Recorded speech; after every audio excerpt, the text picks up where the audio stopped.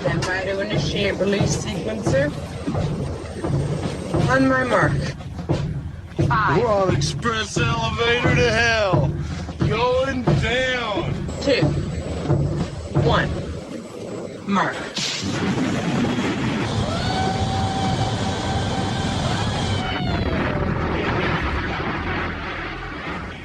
Hello, everyone. My name is Mark, a.k.a. Derringer. Today is Sunday, February 18th, and you are listening to episode 145 of the Instant Action Podcast, your weekly source for Planetside 2 news and information.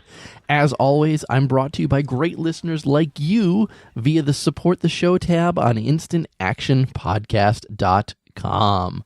Speaking of that Support the Show tab, it's been a while since I've kind of promoted this, but I want to remind people about that Support the Show tab even more. My server payment is going to be coming due in the next few months, so anybody who's looking to make donations to the show, the best way to do that is to use my Amazon link. And the reason I recommend it is because all you need to do is find that link, copy that link, and then input it into your web browser, and it brings you to the normal Amazon homepage that you're used to. Shop for anything that you're looking to buy, put it in your cart after you have used my link, and Amazon will send me a small percentage of whatever your purchase price is. Again, this adds no money onto your purchase for the day. It just is what it is. And again, just because I'm sending you guys over to Amazon, they're willing to give me a small portion of your purchase. And people have purchased awesome stuff on there. I know somebody purchased a GTX 1080 Ti. Oh my God, thank you whoever purchased that, because I got a huge taste of that one. Someone recently bought a whole bunch of computer parts.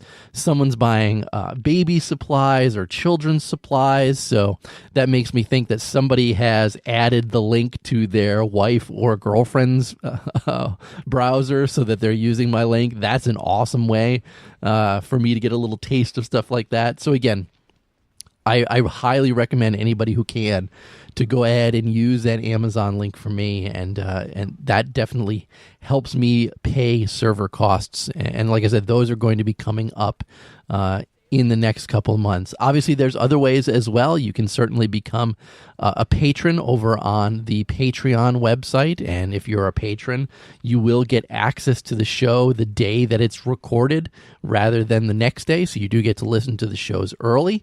And you can also make a direct donation straight to me via PayPal or something like that. Again, all those options are right on the Support the Show tab page on instantactionpodcast.com. But enough about stuff like that, what's been going on with me this week. Anybody who follows me on Twitter or follows at Instact Podcast on Twitter knows that I did finally Araxium the third Lasher. So now I have Araxium the Lasher, the AE variant of the Lasher, and now also the Platinum variant of the Lasher. And I also tweeted, and if anybody at Daybreak Games is listening to this, I'm serious about this one. If someone is as idiotic as I am to focus all their time and Araxium all three Lashers, or Araxium all three mini chain guns on TR, or Araxium all three jackhammers on NC, I think you guys should throw us a special title. And I recommend for the VS, the Lasherer. Yes, I know it's not really a word, but Lasherer is a great title for VS. Jackhammerer could be the NC one, and Mini Chain Gunner or Chain Gunner would be great for the Terran Republic. And again, I don't think that there are many people out there who have Araxiumed all three heavy weapons. And I mean, if you want to get even crazy, if someone wants to Araxium all six, give them a title of Heavy Weaponer or something, or the Insane, something crazy like that. I think it would be special for something like that. Because again, I don't think many of us are out there. I mean, I've checked the leaderboards for all three of the Lashers, and very few people have done the AE variant, and even less have done the Platinum variant. So certainly there's not many of us out there. So yeah, that was my biggest news for the week, and I've been grinding on that one pretty much every time that I've logged in this past week. I also reinstalled MechWarrior Online because for some reason the folks in the joke TeamSpeak all seem to be playing it. So I'll be playing a little bit of that on the side in addition to all my Planetside 2 time. But as I always say, enough about me. What's going on this week's show? So first, PlayStation 4 players can rejoice because the unstable update has made its way to the PS4. Then I'm going to talk about a very small PC hotfix, followed by the state of the Asian server in Planetside 2, because we got some information from Nick Silva regarding that. And finally, I want to talk about the Planetside subreddit, because there's changes coming to Reddit that the moderators on the subreddit want people to know about and provide their input on. So strap in as we hot drop into another episode of the Instant Action Podcast.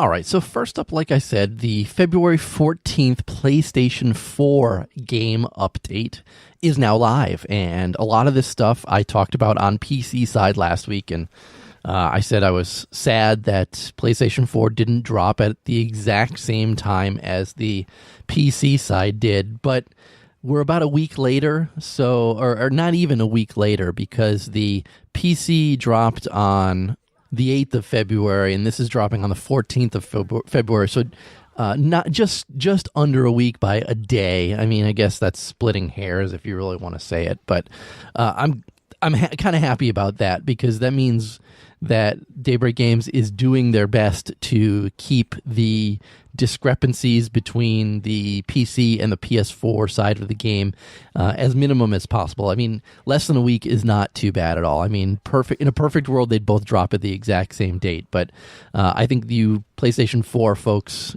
should be semi-happy, or actually, you should be happy that this is actually the case, because you're not waiting a month. Because I know there are certainly times in the past where you were waiting over a month for some of the changes on the PC side to make their way to the PS4 side. So again, happening in less than a week is good. So what did you guys get in this game update? Well, obviously, the unstable warp gate system is now live on the PS4. So just like with the PC side, newly opened continents are put into that unstable state where the majority of the territories are actually offline. Just the outer ring of the continent itself is available to be fought over.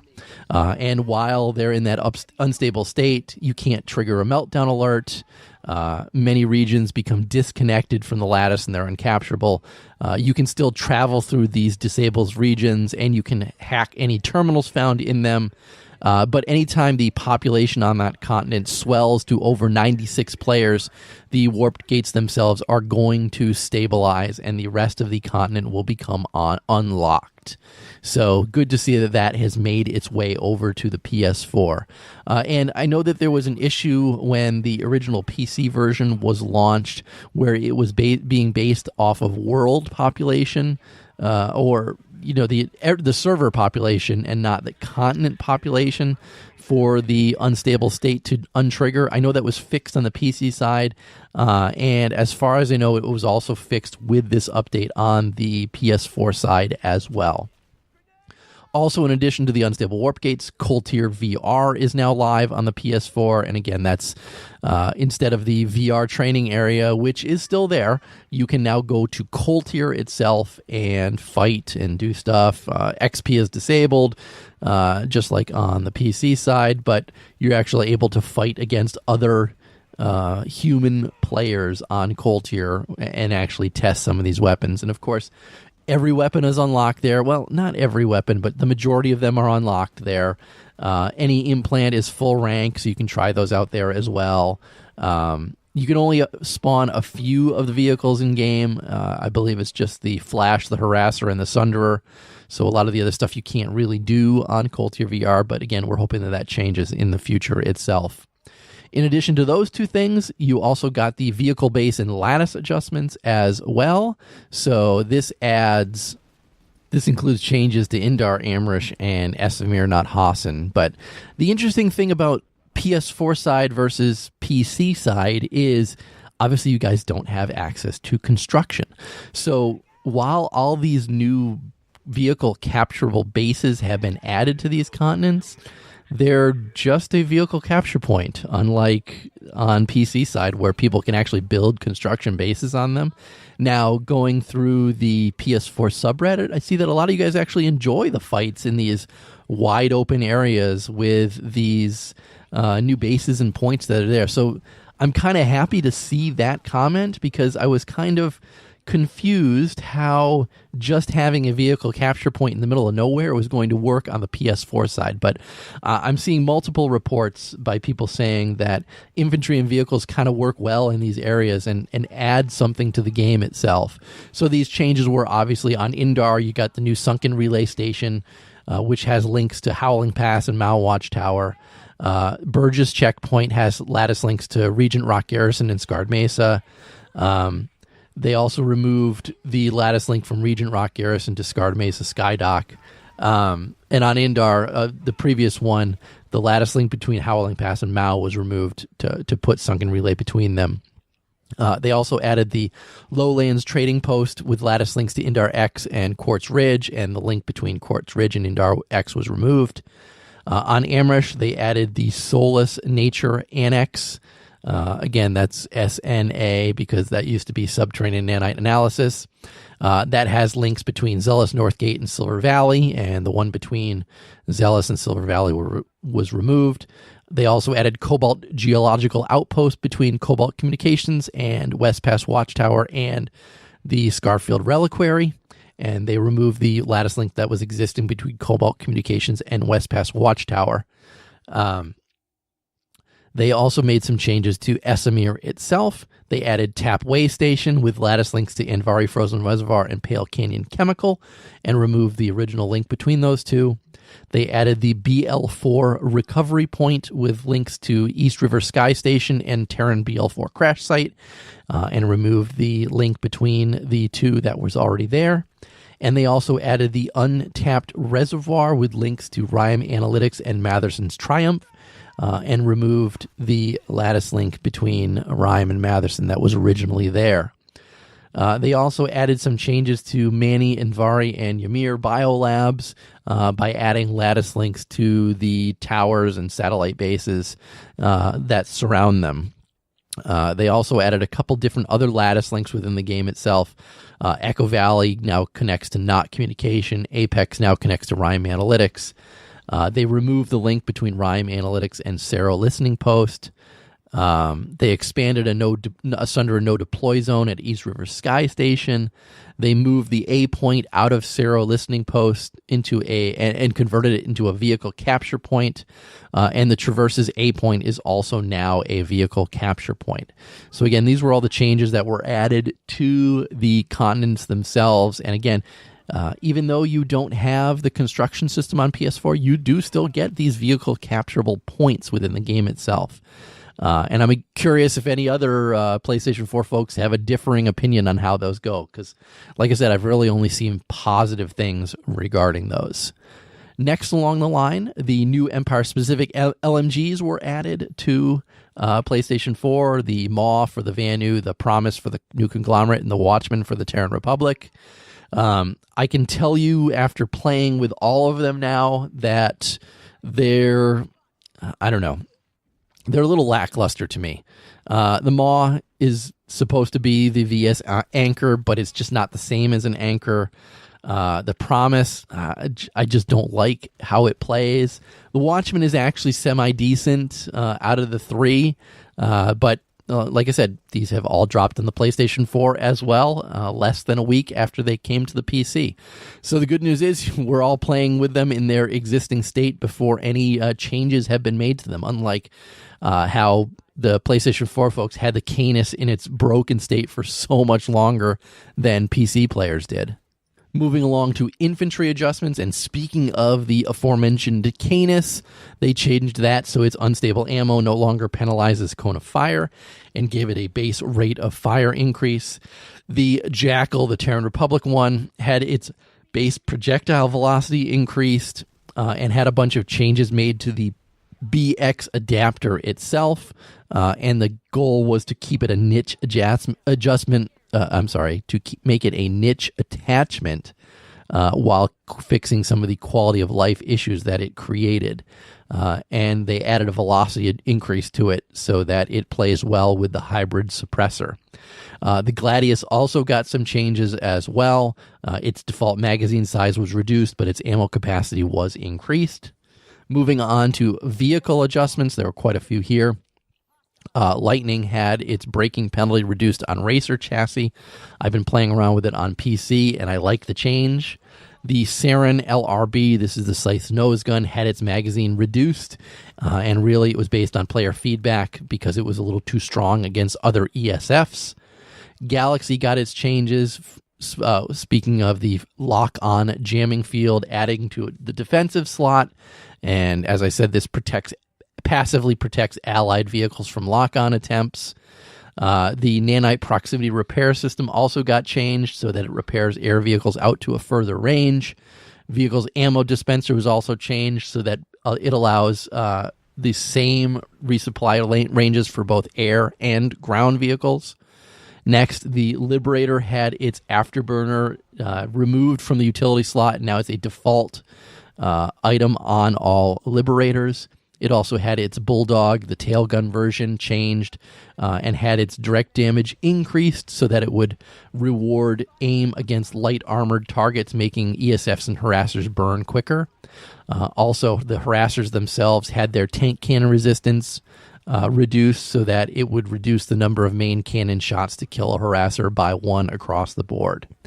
In addition to that, a number of various bug fixes. The biggest ones, Maxes can now flip vehicle capture points, and Ant Cosmetics should no longer be given as awards to winning a meltdown alert, which is absolutely hilarious because, as PS4 players know, you don't have the Ant. So good for them to fix it.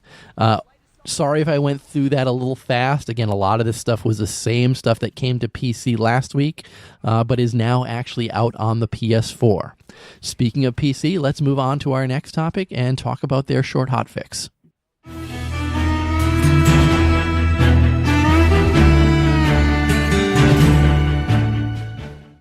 So as I said, a very small PC hotfix, and this came fresh on the heels of the Valentine's Day event. I know I didn't really talk too much about the Valentine's Day stuff, so I guess I'll talk about that quickly here before we move on. And the reason I'm not going to talk too much about it is because last week when the show came out, you know, we were kind of speculating what we were going to get. We kind of knew, but we were still speculating, and now it came out, and then it's going to be gone. You know, today I'm recording on the 18th. This is the last day of all the Valentine's Day stuff. So when you guys listen to this show on Monday, unless you're a Patreon member, you're going to get the show today on the 18th. Again, another reason to sign up for Patreon if you want. If you're listening to this on Monday, on the 19th, President's Day in the U.S., I have the day off. I can't friggin' wait. That you're already missed out on it. So that's why I didn't spend too much time talking about it, even though I did purchase a whole bunch of stuff during the Valentine's Day's event.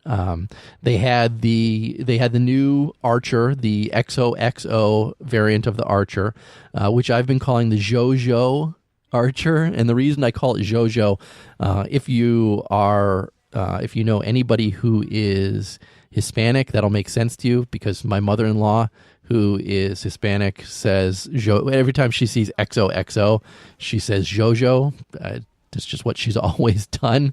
So hilarious. I've been calling it the JoJo to everybody who's been listening, and they always wonder why. So they did have the AM7 XOXO Archer, which I did buy, and it has some pretty cool pinkness to it. That also was added to the Exceptional 2 directive. So now we know 3 of the weapons in the Exceptional 2. So you've got the Platinum heavy weapon, you've got the Platinum Tonto, and now you've got the AM7 XOXO in that Exceptional 2 directive. You also got the 2 Valentine's themed crossbows. Those are called the heartstring and the black heart. And actually, if you buy them in a bundle, you get the chrome heart hood ornament as well. I purchased those because I didn't have those yet. And also, if you get those to gold medal status, you do get some special titles. I believe one of them is a sweetheart title. I forget what the other title is. I should probably go look that up. But yeah, so I purchased those, and I purchased the new archer. You can also could have gotten the horn bundle, which has horns for every vehicle in the game, except for Ant on PS4. And they also had a camo bundle as well, which is the Hearts camo bundle, which also offered a brand new camo called the Gilded Hearts weapon camo, which is only available in this bundle and can't be purchased separately. So I saw a lot of people complaining that they had every Hearts camo except for the Hossin one and the Gilded Hearts camo, and now they had no other way to get the Gilded Hearts camo and were upset because they weren't about to spend $15 or $1,499 Daybreak cash just to get the Hossin camo and the Gilded Hearts camo, which I certainly understand. But as with all these things, who knows if you might see something like that crop up in the future. That would be something perfect for them to add to a revamped Christmas event or Araxium Appreciation Week type event like that. So again, if you're listening to the show, you'll have missed out on all of these. But like I said, we did have that, and these all came to both PC and PS4. But with this small hotfix, the unstable warp gates were fixed, and the fix was, like I said earlier, they're no longer using the global server population to trigger the unstabling, or the de-unstabling of them, I guess is the word for it. So now it should properly trigger stabilization when 96 players enter the continent. Because again, it was just triggering automatically and saying it was going to unlock. So that's been fixed on PC. And there were a couple other bug fixes. They fixed the character creation text field. They fixed the flash suppressor in the Watchmen and Promises fully loaded bundle. They fixed the default 4X optic on the AM7 XOXO that people were having issues with. And they fixed the HV45 AE edition's forward grip so that it now correctly costs 100 certs. Again, the real big change here was the fix to the unstable warp gates themselves, which I'm pretty sure has also made its way to the PS4 side when they got their game update also. So again, that's Valentine's Day event and PS4 hotfix in a nutshell. Let's move on to our third topic this week.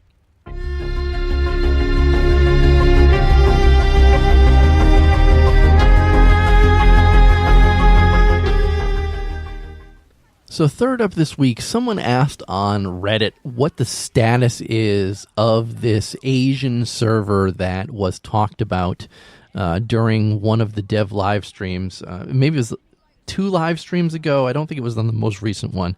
A couple live streams ago, there was mention by Nick Silva that potentially to alleviate some of the complaints that players on the Connery server were making, that there was too many, and I guess I just want to put it the correct way because I don't want to offend anybody, because the majority of the Connery folks say it's Asian players that are ruining Connery, and I don't want to say that because while you may feel, if you're a Connery player, that you may feel that Asian players are ruining Connery, these Asian players just want somewhere to play too.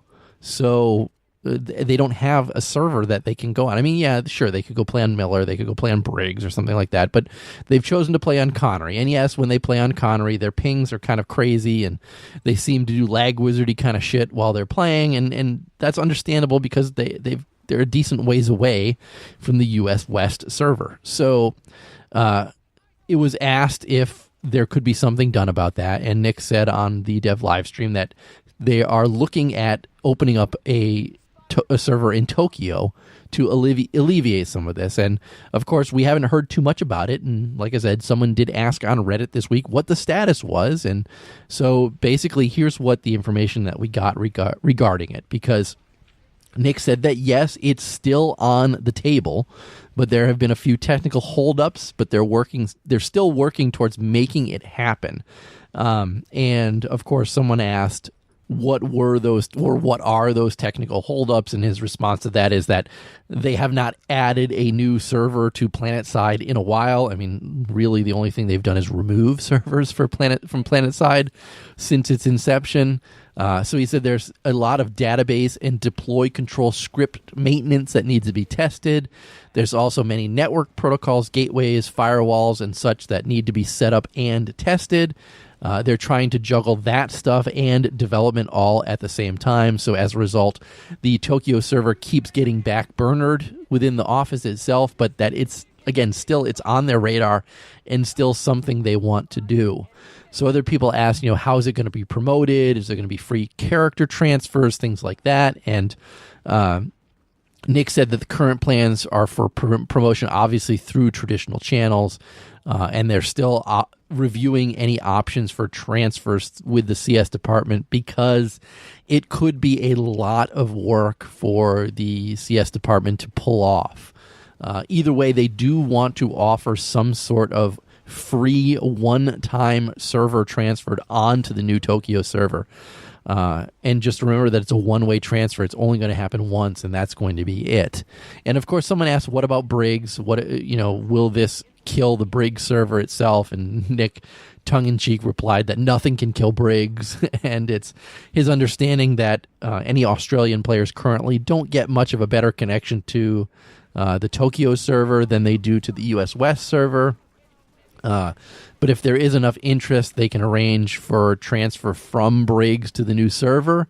But players need to remember that it's a one-way trip for your character itself. And I think perhaps the Briggs folks playing there think that they're going to get a better population playing on the Tokyo server than they will on the Briggs server itself. Just thinking out loud, maybe it would be an idea to combine Briggs and the Tokyo server in the future. But again, I don't want to alienate or make the Briggs folks pissed off at me because you guys have your server, you enjoy playing on it, and everything's going great over there, even though populations are low. I'm not suggesting that they should close down Briggs or anything like that, but it's just something to think about. So there's kind of the information, and this is more just for Connery players so that they know that Daybreak Games has not completely scrapped this. It's not off the table. It's still something they're thinking about, but that's just kind of the current state of it as we speak right now, and I thought it would be good to kind of pass along that information to you folks. And with that, though, let's move on to our fourth and final topic for this week's show.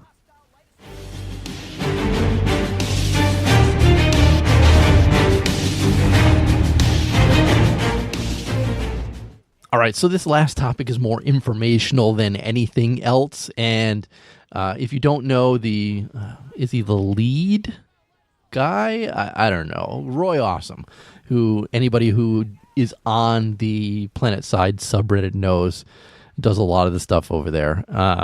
He made a post a couple days ago saying that the Planetside 2 subreddit is going to go through the redesign process. And he's looking for feedback regarding it. So I'll include a link to his post in this week's show notes so that you guys can add any comments, suggestions, or things like that. He's looking for things regarding post flare. He talked about how new emojis are coming and what he needs for various emojis. So if any of you have any creative talent or have stuff for him, he's looking for help with that. They're also adding widgets, and so little pieces of sidebar functionality, basically. He's looking for information regarding those or suggestions regarding those. So again, a lot of changes coming to the subreddit, and the underlying design of it is really what it sounds like. And he's looking for feedback. So I figured this was a good enough time as any to push you guys over to that. If you use I check the Planetside subreddit probably 3 or 4 times a day. And I comment on there a lot. I post every show on the subreddit. So the least I can do is push you guys over to take a look at this and give your suggestions regarding it.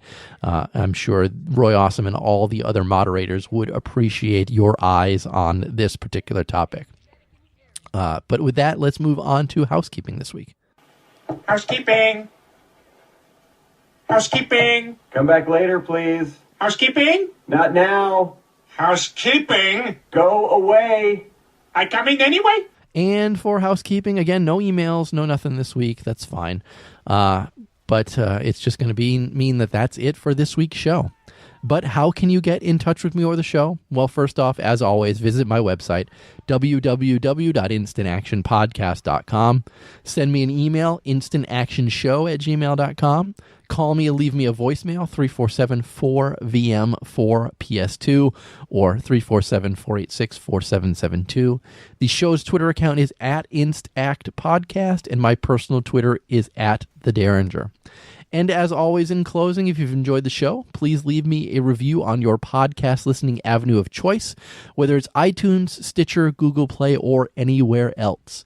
Also, please tell your friends and outfit mates about the show. And finally, thanks for listening, and keep spamming that Join Combat, formerly known as Instant Action button.